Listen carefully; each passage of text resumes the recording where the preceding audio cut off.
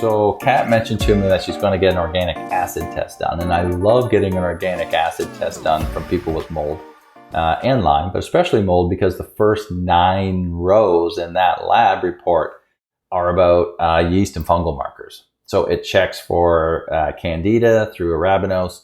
It checks for some Aspergillus metabolites and also a Fusarium metabolite. Now, can you be colonized with other molds? Absolutely. But this is the best lab, the best testing that we have to look for that. And if you have a problem, because Aspergillus is so common that if you have a problem, it's likely going to show up under the Aspergillus markers. But sometimes it could just be the Fusarium marker, which I think is row 9 in the organic acid test.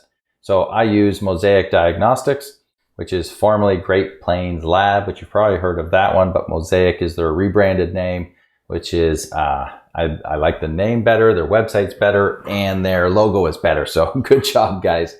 But the OAT is important because it provides, it's like 75 different tests in one or something, and it's a urine test. So it's easy to do, but it gives us so much data. Like I said, the first 9 lines are yeast and fungal markers. So that's the first place I look. This is telling us, do you have fungal colonization? Do you have mold growing in your body? If it is, the bars start going up, the numbers start going up.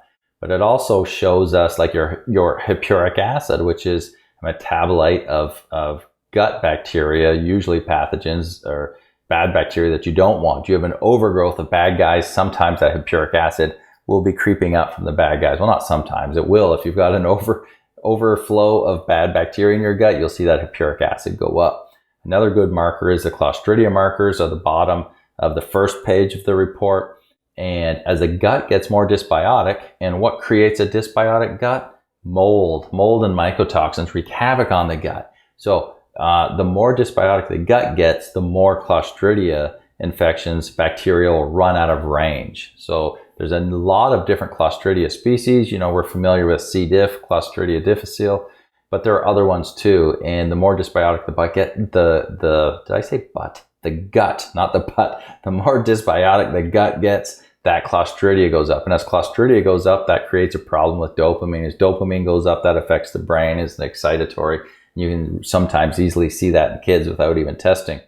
But there's a ton of other markers in here about, you know, it checks some of your B vitamins, some mitochondria, health markers, amino acids, fatty acid oxidation, oxalates. Oxalates is the other big one for mold. Like for some people, they could just show me their oxalates table, which is 3 different markers. The bottom one is just oxalates. And I can tell you if they have mold toxicity or not, mold exposure, just by looking at how high their oxalates are. You always see it. They go hand in hand. It can also be from Candida, but Candida is also very high in people with mold. You know, very rarely do you see that marker where it should be when someone has mold exposure, mold toxicity. But anyway, I don't want to break down the whole lab for you here, but I just wanted to let you know because Kat here mentioned going to run a new test, the organic acid test, and I just wanted to share with you guys that yes, that is an awesome test. Running for mycotoxins is showing you the mycotoxins, but the organic acid test is the best way for checking for actual fungal colonization in the gut when we're trying to figure out what has mold done to you. Do you have questions about mold in your home or body?